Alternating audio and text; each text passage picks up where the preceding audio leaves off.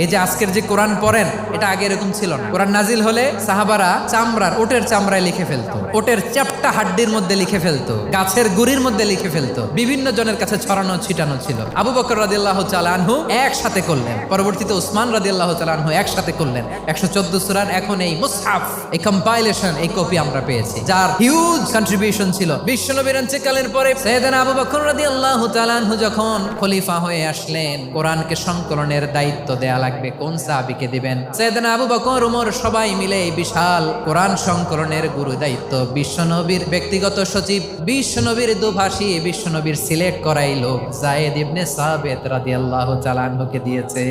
এই পুরো কোরআন কম্পাইলেশনের project manager ছিল যায়েদ বিন সাবিত রাদিয়াল্লাহু তাআলা। দেখেন, এত সাহাবীর মধ্যে থেকে বিশ্বনবীর একাডেমিক প্রজেক্ট যায়েদ বিন সাবিতের মতো তরুণকে নির্বাচিত করেছেন। কেমন ট্যালেন্ট হান্টার ছিল আমার নবী, সুবহানাল্লাহ পড়বেন না?